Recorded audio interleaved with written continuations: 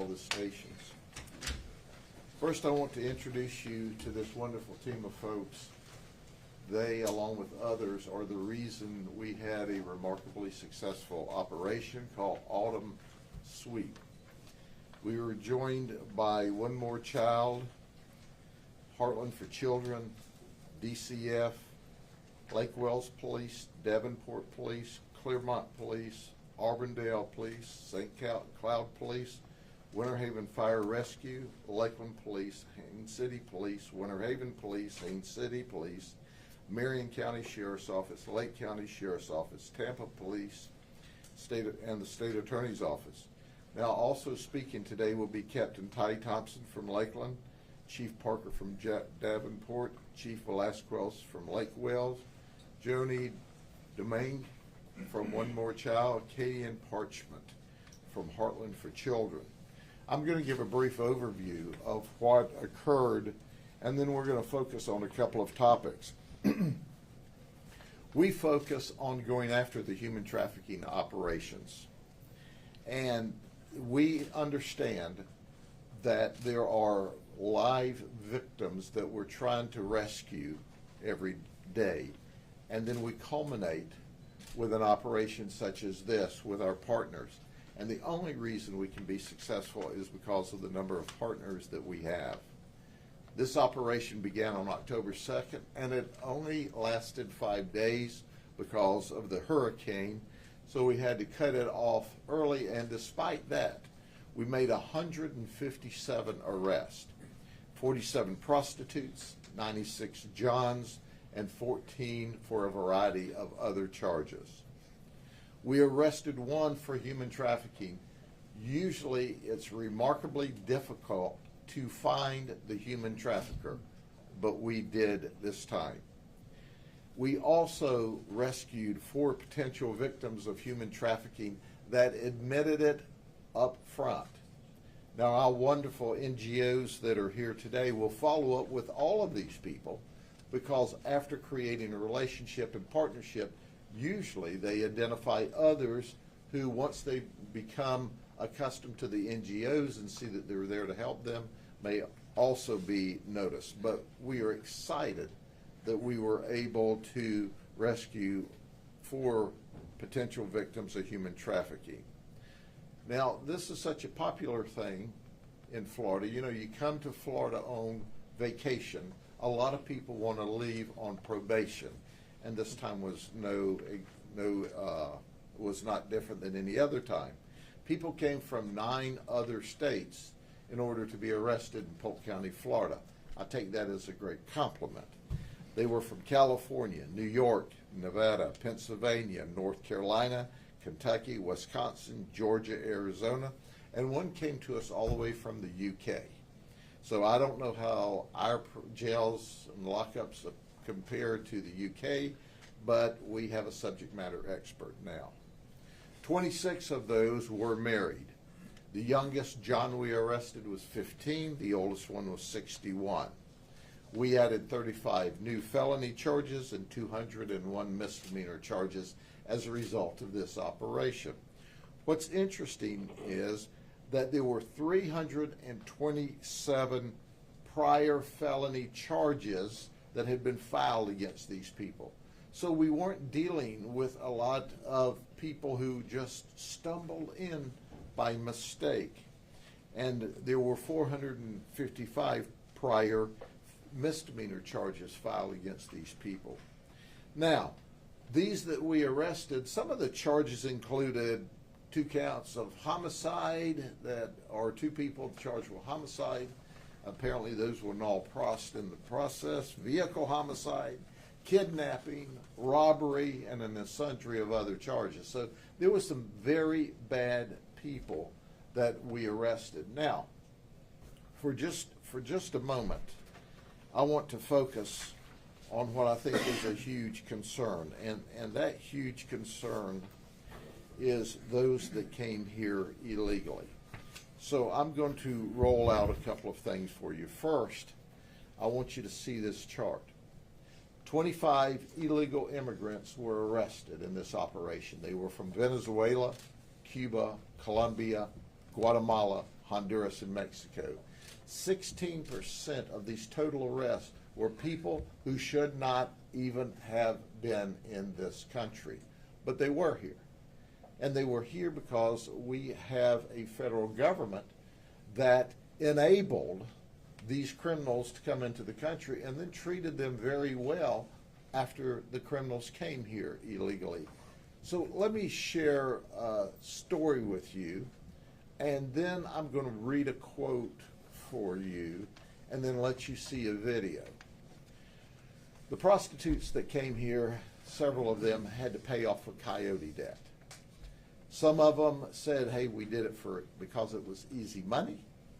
Others said, well, we came here and we were illegal, we couldn't get employment, so we turned to prostitution. Some of them said, we were threatened and our family was threatened if we did not prostitute for the coyotes or for the human traffickers. So I'm going to tell you one story about one of our suspects, Maria, and that's not her real name. She's from Venezuela. She made a conscious decision to come to this country to commit crime. She flew into Mexico from Venezuela. She walked across from Juarez, Mexico, into El Paso, Texas, with her one-year-old child, where she was greeted by the Border Patrol. Did you hear what I said? She was greeted by the Border Patrol. There was no sneaking. She flew in, she got here, she simply walked across the open border. There is no border security at the southern border. Zero. It doesn't exist.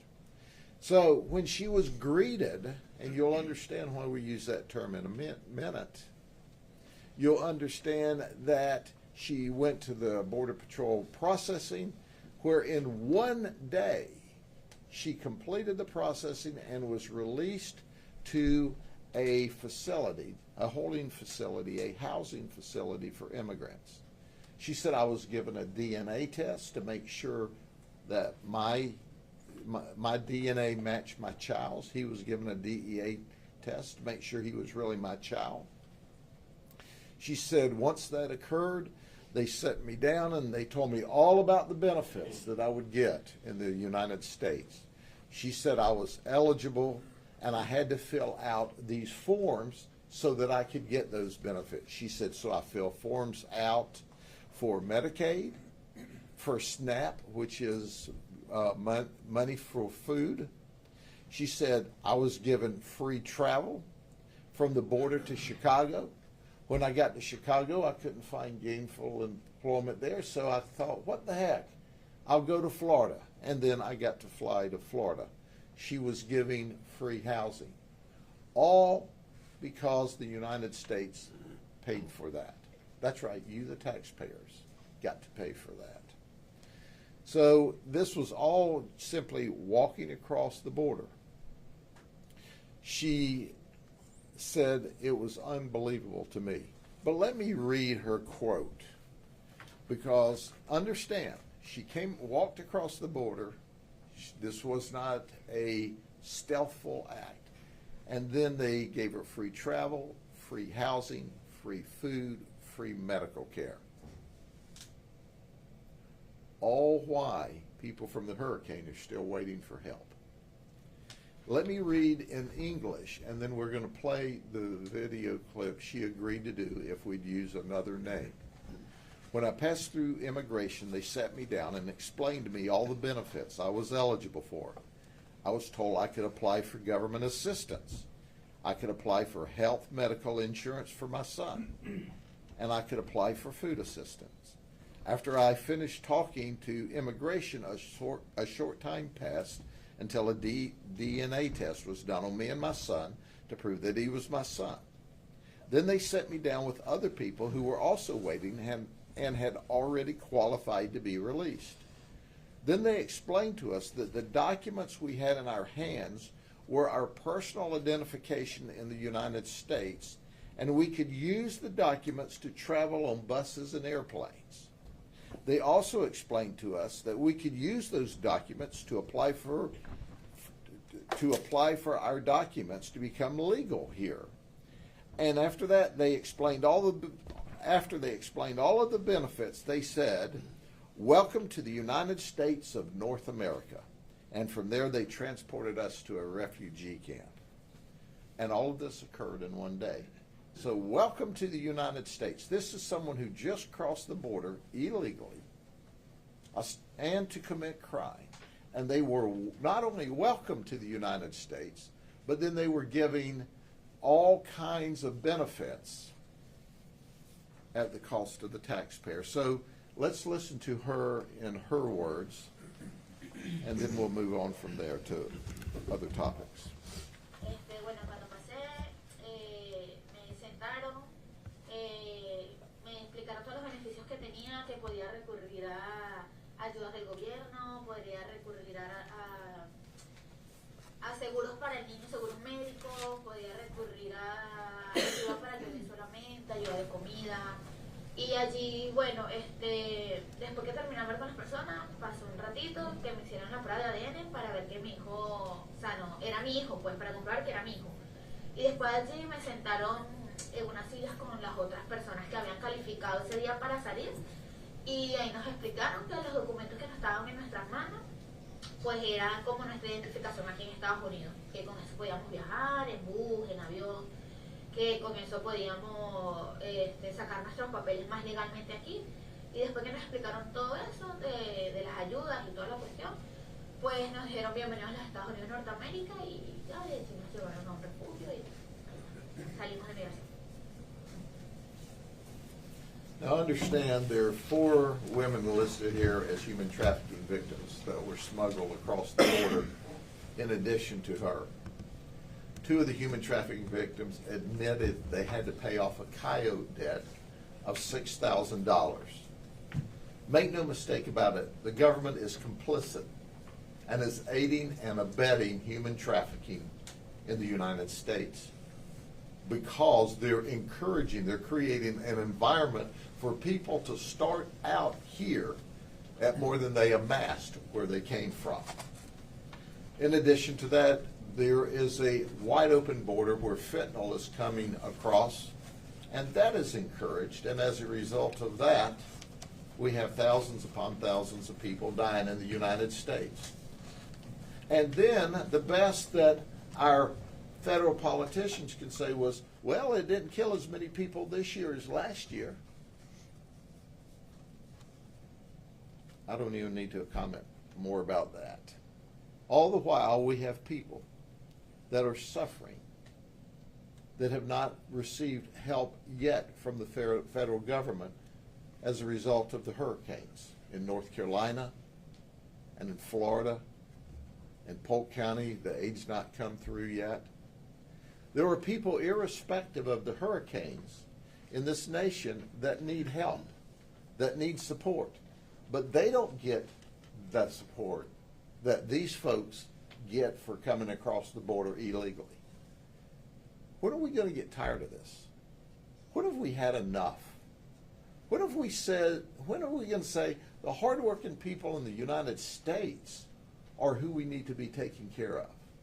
Not creating an environment and encouraging people to come across the border illegally in violation of federal law, and then welcoming them to the United States and showering them with gifts at the taxpayer's expense, while people in our own nation are not receiving what they should receive.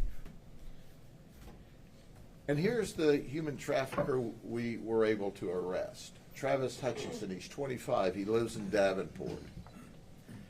He was dealing with 2 females, one from Colombia and one from Venezuela. Now the Colombian came to Mexico, to California, and then to here. She was recruited by a coyote who took her to the border and said, all you have to do is walk across. Understand, the coyotes weren't even having to smuggle or hide them in vehicles and bring them across the border late at night. The coyote now rounds you up, takes you to the border, and says, walk right through here and go into that processing center. Well, our Colombian victim and our Venezuelan victim of human trafficking met there. And then they were flown from California to Florida. Now, Travis was here. He was talking to the coyote in California who said, I'm sending them to you. And they had to work to pay off the debt. Travis would set up the appointments. They were having to turn as many as 20 tricks a day apiece in order to pay off their debt. So they were paying the coyote's debt off. They were then paying Travis, and he was setting up all of these operations. Oh, they can even use Cash App if you don't have cash. It's amazing to me. So, Travis, when they would refuse or say, I'm tired, I don't want to do this anymore, he would slap and choke one of our victims and threaten them if they did not get out and go back to work. It is exciting. If this operation had only involved his arrest, it would have been a success. But let me go over a few more of the arrests. Now, what would an autumn sweep operation be? What would any of our undercover operations be where we're dealing with human trafficking, prostitution, child predators, without Disney? We always arrest Disney employees. This is Eubanus Muta. He's 28 from Davenport. He's a wood carving artist when he's not soliciting prostitution. This is Kyle Widmeyer. He's 20 from Philadelphia. He works as a custodian for Disney. He said he just moved to Florida at the end of September from Philadelphia. Well, Kyle, welcome to Florida. Welcome to Polk County. Welcome to the jail.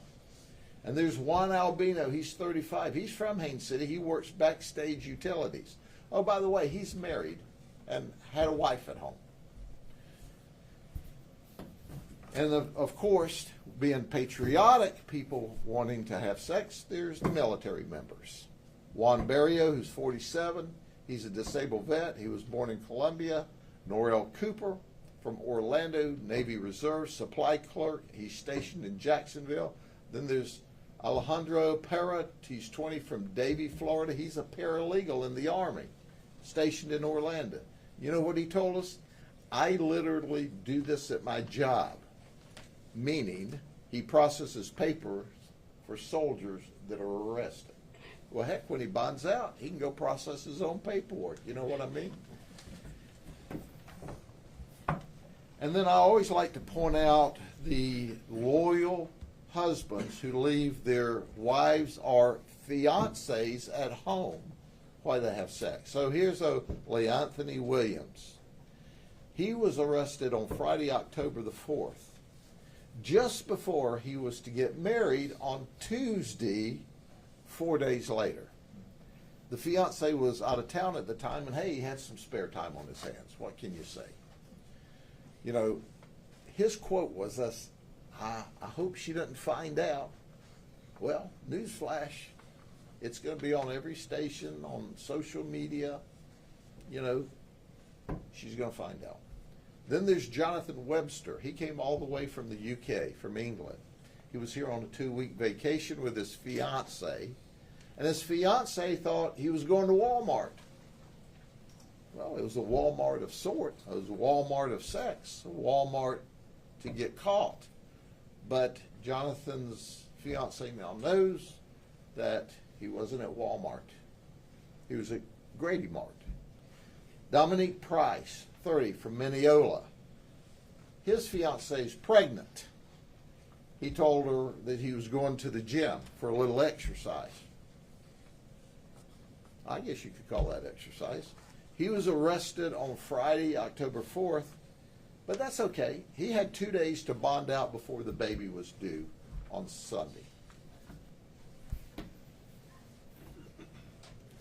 And then there's always the previous sting arrest. You know, Tommy Thomas, 28, from Haines City, he was arrested in 2019. He said, hey, I had such a great time getting arrested by the sheriff's office. And the team of detectives from the police department said, I think I'll go back and get arrested again. So that's what happened. And then Jose Perez says, well, you're not by yourself. I'm 38. I'm from Haines City. And he was arrested in 2017. His wife thought he was at work.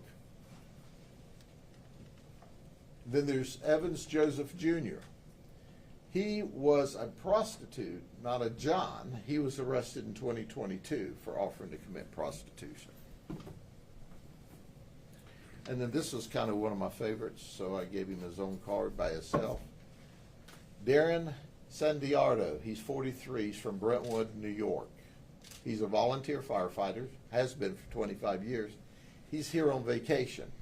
He's married with a 5-year-old son, charged with solicitation. So, there you go. But in addition to our human trafficker, if we only made these 3 arrests, it would have been a success. Because you see, in addition to a human trafficking operations, we're also doing a child predator operation. These 3 folks traveled to the undercover location thinking they were going to have sex with a child. That's right, these are what we call pedophile or dangerous child sex predators. Michael Gillis is from Eden Prairie, Minnesota. Now there's a story about that. He was arrested in Minnesota for trying to have sex with a 14-year-old little boy. Not only was he arrested for trying to have sex with a 14-year-old little boy, but he was out on an $85,000 bond from that charge. So he came to Orlando to work as a videographer, and he thought, well, you know, I'm out on bond. Heck, let me go see if I can pick up a 14-year-old in Florida. And that's what he did. He showed up at our operation, and he was promptly arrested again for trying to have sex with a 14-year-old little boy, where he was put in jail on a $72,000 bond and required to have an ankle monitor. Well, you would think Minnesota would revoke his bond and say, hey, if you're out, you've got children at risk. But, you know, he hasn't been to trial yet. They haven't even revoked his bond. Minnesota's not even trying to arrest him. Now, we're working with the police up there that are working very hard to try to get him rearrested on their charges. Because after all, he didn't make his October 10th court appearance in Minnesota because he was tied up here. Now he's out on a bond wearing an ankle monitor, and he can't leave the state. So I don't know how he answers to the charges up there until he answers to the charges here. But at the end of the day, he made admissions to us. Ladies and gentlemen, he is the classic example. If these child predators are not locked up, children are in danger. And you would think that he would be afraid or scared or worried from his arrest in Minnesota doing the same thing. He would at least behave for a while. No, he comes right back to Florida and does the same thing. And then there's Ezekiel Mija from Haines City. He's here illegally. So here's an example.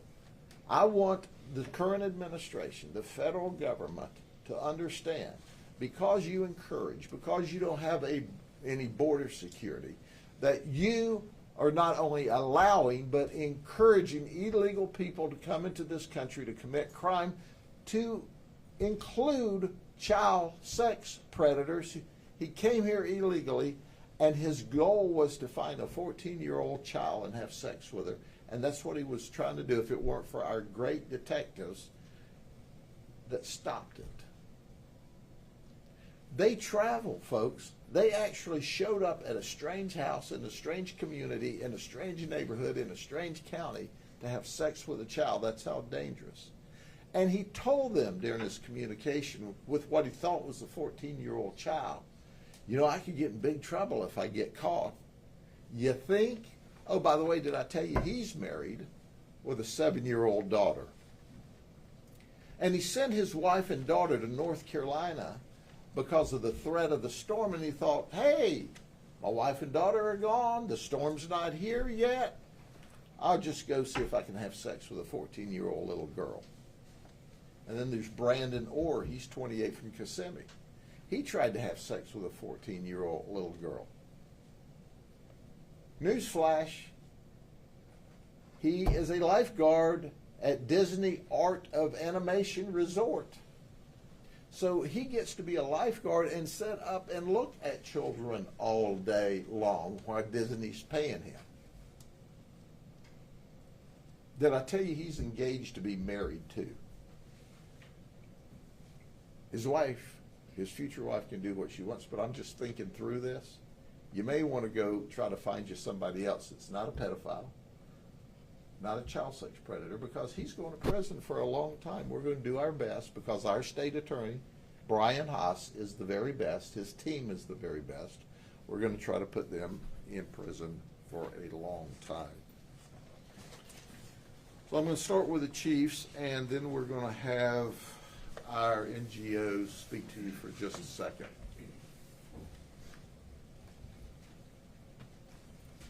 Good morning. My name is Steve Parker. I'm the Chief of Police for the City of Davenport. You know, and I look at these pictures, and these numbers, you know, for these operations used to shock me. You know, 150, 200 in one operation. But we do them so often now, it's not surprising anymore. But to me, what is surprising is some of the ancillary crimes and the immoral acts that spawn off of these types of things, some of the things that Sheriff Judd talked about. To me, that's what's kind of shocking. You know, I want to thank Sheriff Judd and his team and all of our law enforcement partners here in Polk County and in the entire Central Florida area for participating in this type of operation. These things like this is what we need to bring to the forefront to eradicate this. And these NGOs that stand up here with us, these are the true heroes. These are the ones that stand up here day in and day out and do the hard work. And so we appreciate your hard work as well. Thank you.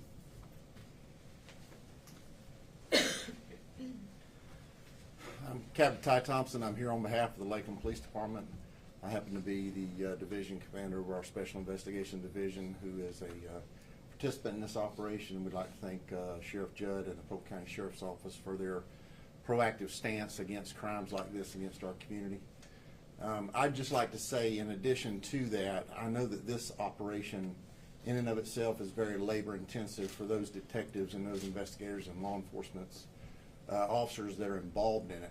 Not only were they tied up on a very labor intensive operation that lasted well into the early morning hours of every night, that required multiple hours of overtime, they also were greeted by Hurricane Milton on the tail end of this. And some of those very detectives and police officers and law enforcement professionals are still out on the streets of this community trying to put it back together. So I'm very proud to be a part of this law enforcement community in this county, and I'm very proud of the men and women that protect this community. Thank you. Good morning. I'm Chief Chris Velasquez with the Lake Wells Police Department, and I'd like to thank each and every one of the people that are here today and all of those that worked in this operation. It was an amazing initiative. When you think about the number of people, the number of staff that it takes to manage and to run an operation like this, it's overwhelming. But with all of the folks that are partnered here today, this is just a snippet of what we do each and every day in this county. We work together hand in hand. It's all about doing the right thing. It's all about serving the public. It's all about providing justice to the victims. Look at all the people up here. It's easy to think that, you know, the police could have better things to do. Well, I want to ask each and every one of you and anyone that's out there watching, if you're thinking that we're out here just going after people that are looking for prostitutes and we could be doing other things, ask yourself how you would feel. Ask yourself if it was your son or daughter that was being victimized. So we've got some slow learners, 3 people rearrested. You know, what will it take? I can tell you right now, I can guarantee you that the people that are up here, this isn't their first time. This is their first time maybe being caught.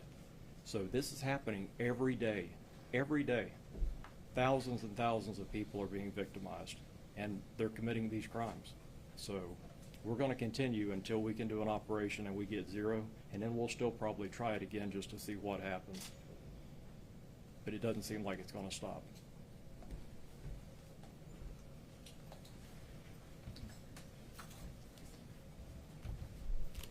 Good morning. My name is Jody Domingue. I am the Vice President of Program Operations and Public Policy. I oversee One More Child's direct care services to trafficking survivors in Florida, North Carolina, Tennessee, and Ohio, and also our prevention and legislative efforts nationally and globally. I would like to just offer our sincerest gratitude to the Polk County Sheriff's Office. I would also like to thank the Florida Human Trafficking Victim Fund in partnership with the Florida Sheriff's Association that provided critical resources for this operation. Because of them and our faithful partners at One More Child, we once again were able to be on the ground offering services. These services included advocacy, mental health counseling, lived experience mentorship. You're going to hear from one of our mentors today. Translation services, which are much needed, safe shelter, and much, much more. And we offer these services not only to the individuals who are able to be identified immediately as human trafficking survivors, but also those who are not ready to identify, those who are not ready to exit a life of sexual exploitation.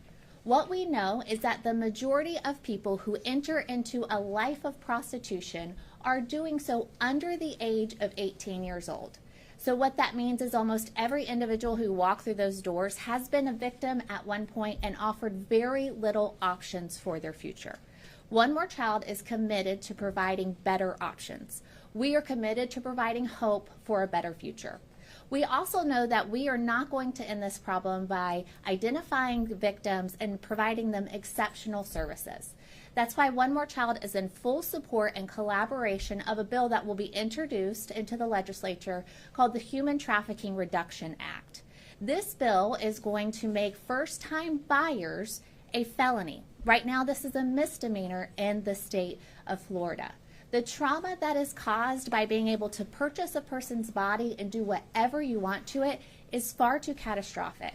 And the resources expended by the Polk County Sheriff's Office and other law enforcement agencies is far too much to be bound to only charging first-time offenses as misdemeanors. We will not arrest our way out of this problem with misdemeanors. It will also provide a secondary route of justice for trafficking survivors to be able to hold accountable those the players that have profited off of their trauma. It will improve the record relief process for survivors. And finally, it will provide more tools to law enforcement agencies to catch the bad guys, something Polk County Sheriff's Office does better than anybody else.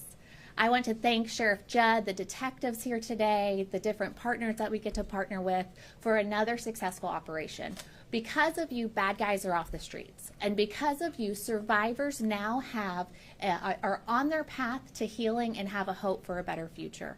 And if you are watching this and you have been coerced or forced or convinced that you need to sell your body for profit, I'm here to tell you there is help. There is hope. Reach out to One More Child or any of the hotline numbers that will be provided to you today. Thank you.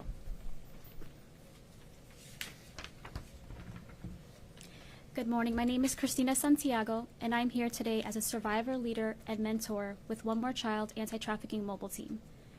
I am honored to stand here today with Polk County Sheriff's Office and with many other amazing organizations that are continuously fighting for survivors to be seen and heard. It wasn't until 2020 when I heard the words human trafficking. I came across a video on YouTube where a young woman was sharing her trafficking story. Much of what she shared, I identified with. It was like a light switch that went off, and I realized that someone out there, miles away from me, walked in similar shoes. I said to myself, my abuse has a name. I went down this rabbit hole and began searching what is human trafficking. Much of my exploitation took place in high school due to having vulnerabilities which made me a target for exploitation. I was manipulated, groomed, and through coercion, it led to the start of my trafficking. Towards the end of my senior year, I was assaulted, which resulted in an unwanted pregnancy, which I was later forced by my trafficker to have an abortion. As a survivor, my story did not end there. I have spent the last 8 years healing through therapy and support from loved ones. During the last 2 years, I have been given the opportunity to use my experience to better serve other survivors. I am grateful to advocate for other survivors and to use my own personal experience when partnering with law enforcement during these operations. If you are watching this and can identify and are in need of help, please reach out to our organization here at One More Child. The scars from my past serve as a reminder that not only did I experience a difficult situation, but I made it through. Scars are not only a sign of trauma, but they are also a sign of healing. After all, there is no scar until the wound is closed. My scars help others know she gets it. And today, my mess made room for my message, and my purpose is to now serve as a mentor to those who are hurting. Thank you for your time. Good morning. My name is Katie Parchment. I'm the Resiliency Coordinator for Heartland for Children and also the co-chair for the Human Trafficking Task Force that covers Polk, Highlands, and Hardy counties. First, we would like to extend our gratitude to Sheriff Judd and the many men and women in law enforcement who took part of this operation. The level of compassion, professionalism, and determination to identify victims of human trafficking and their traffickers is unmatched. The gift of working collaboratively with other NGOs and law enforcement to provide immediate intervention and support is a model that is unique to the Polk County Sheriff Department. This collaborative approach fosters information sharing and a broad spectrum of expertise that oftentimes lead to innovative solutions to combat human trafficking. Having the ability to provide a trauma-informed environment when speaking to potential victims allows for enhanced communication and reduced trauma triggers during this process. I'm confident that I can speak for myself and the other NGOs involved that being able to meet and pour into the men and women who we meet during these operations is more rewarding and inspirational than you could ever imagine. Heartland for Children works hand in hand with the Department of Children and Families to provide intervention, services, and support to help protect children at risk of abuse, neglect, or threatened harm. Through services that can help foster behavioral changes and prevention programs to help strengthen families, our mission is to protect children and help support families to self-sufficiency. We understand that sometimes being in this life is a means of survival. There are several free resources available to help people experiencing difficult times. You can reach out to findhelp.org for free resources. The Department of Children and Families Hope Florida program, the Hope hotline number is 1-833-GET-HOPE. United Ways 211.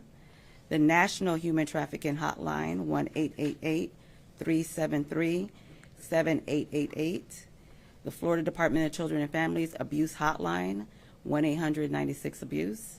And then the Florida Human Trafficking Hotline that you can report directly to law enforcement, 1-855-FLA-SAFE. Lastly, I would like to leave anyone currently functioning in survival mode with a few words. You are wonderfully and beautifully made, and don't let anybody else tell you any differently. You are not your past or your current circumstances. Your resiliency will serve as an amazing testimony in the future, so don't give up. Healing takes time, and trauma triggers come in waves. However, there are several resources and supports throughout our community that can help you with your healing journey. Take a chance on you and reach out for help, because there is several services and referrals available out there to help you through that journey. And even though some days will be hard, you will have to learn a new norm, and your resiliency will help you through and help you to understand that you deserve love, safety, and happiness. Thank you. We do these operations to save the victims. And we do these operations to save the victims because they're important to us. And ladies, you will never understand just how great you are and what a dynamic process we have now, because you join us at every operation, every step of the way, and we can turn these potential victims over to you immediately, not with some bureaucratic paperwork. But I want to close with this. Imagine for a second, a country where we had border security, where we did not spend millions upon millions upon millions of dollars dealing with illegal people coming across the border, the wide open border, welcome with open arms, and given resources for just being illegal in our country. Imagine if we closed the border and could take those resources and spend them on the victims of human trafficking. Imagine if we could take those resources and spend them on those that are suffering from mental illness and drug addiction in this country. There is enough money being wasted by the federal government and the executive branch to make a huge dent in the mental health issues, to the drug addiction issues, to the human trafficking victims of this country if we just cut the border off and quit causing not only the federal government to spend, we're not even talking about the trickle down of the additional millions and millions that state and locals are spending that amount to billions. Imagine that we could have a country where we spent that money on people that are citizens here that deserve to have the help that they need, that they can't afford, that their families can't afford. And if we keep doing the same old thing, we're going to end up with the same old problems magnified. The border's wide open. The federal government is a player in the crime that's occurring in this country because of people like these illegals coming here to commit crime. God bless you all. We'll see you at the next operation, and I'll guarantee you we'll be back. If we didn't get you in this operation, we'll get you in the next one. You're on your way to the county jail. You just don't realize it yet. For Santa Claus, ask for money so you can put it in the account when you come to jail.